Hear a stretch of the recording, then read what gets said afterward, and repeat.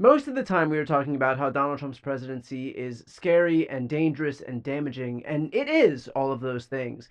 But every once in a while, you catch a glimpse, a glimmer of a moment that makes Donald Trump look like the smallest person on earth.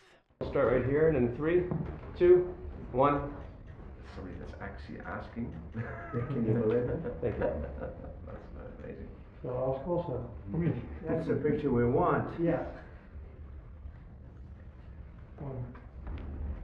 Well, I hope you slept well. It was great. Yeah? Thank you all very much. Well, Thank you very much. wonderful. Well, actually, it's fantastic. Thank you very much. Wonderful. That was Queen Maxima of the Netherlands, perhaps mocking Donald Trump and his method of saying words. Now, look, in fairness, she may have also been mouthing thank you herself. Admittedly, I don't speak Dutch, so I'm not sure what mouthing thank you in Dutch looks like. But if she was mimicking the very bizarre mouth movements of Donald Trump, kind of in the way someone would mimic the movements of an exotic creature they've never seen before, this is what that would look like. Now look, is this the most important thing with everything going on in the world right now? No. But there is one legitimate reason that we have to find moments to laugh at Trump, and that's because he derives his power from the perception that he is untouchable. That if you assail him, he'll get revenge. That he can cow you into silence and submission. That's how autocrats operate. They need to quash dissent. But if we can laugh at the guy, that pokes a massive hole in this perception that he's trying to build around himself, that he is beyond reproach. He's not, and we should remind him of it every single day. In fact, that's the same logic behind why it's so important that we protest and demonstrate. Not just because it's helpful to be part of a community of like-minded, pro-democracy Americans, which of course is important unto itself, but also because taking to the streets in such massive numbers decimates this perception that Donald Trump has created that he is all-powerful, that he has cowed his opponents into submission. But tell me, does this look like he's cowed his opponents into submission?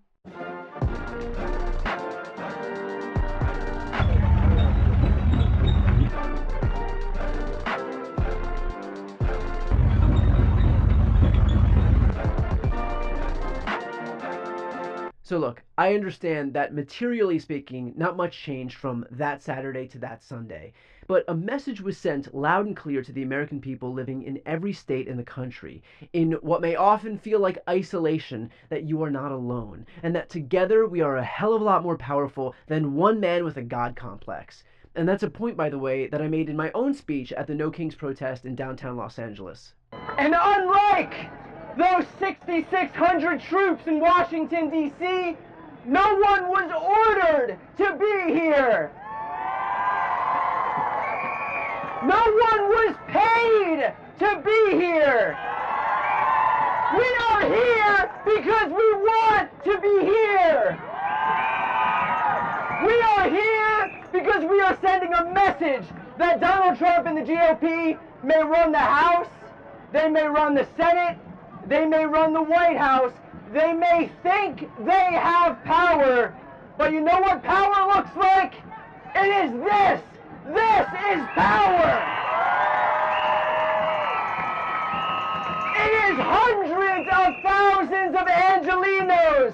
It is our brothers and sisters in New York and Chicago and Philadelphia and San Francisco and San Diego and Phoenix and Miami and millions more Americans in 2,000 cities across the United States. We don't need soldiers. We don't need tanks. We don't need jets. This right here is what we need. This is what powers our democracy. This right here is what gives me hope. And by the way, when we stand up to the president, it's not just America that sees it. It is the rest of the world too. And they also are not afraid of him. This is what just a couple of instances of world leaders confronted with Trump looks like. Prime Minister Justin Trudeau and his French counterpart have been caught on camera allegedly gossiping about President Donald Trump at a reception at Buckingham Palace.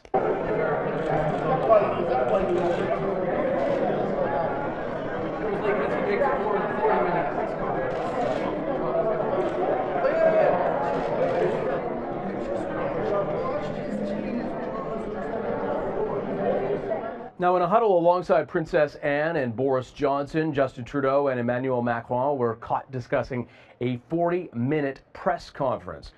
President Trump was not mentioned by name, but he had held a lengthy press conference with Mr. Macron earlier that day. The leaders are in London for NATO meetings. Today I stand before the United Nations General Assembly to share the extraordinary progress we've made. In less than 2 years, my administration has accomplished more than almost any administration in the history of our country. America's so true.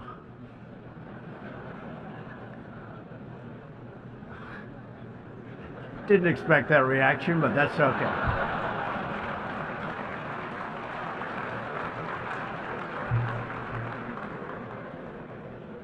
Again, same concept applies. Donald Trump is only as powerful as we allow him to believe he is. When we are all collectively able to laugh at him, to mock him, to deride him, he loses the illusion of full control that is central to his belief that he's the first American king and that his dissenters should be banished.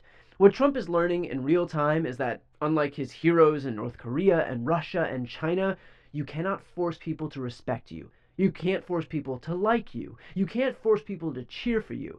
But it really is easy to mobilize people to stand up to a thin-skinned, brazenly corrupt, egomaniacal bully.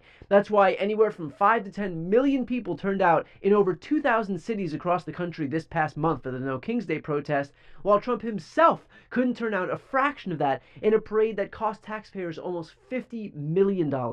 Because again, you can demand respect, but you're probably not going to get it. And look, none of this is to say that Donald Trump doesn't pose a legitimate threat, because he does. But our job is to walk and chew gum at the same time. It's to fight him in the courts, in the press, on the streets, and at the ballot box. But it is also to retain our sense of who we are. To Donald Trump's dismay, we are still a democracy. We still have our freedom of press, of petition, of protest. And God knows that we're going to use them. And there's no better person to use them against than him. Thank you very much.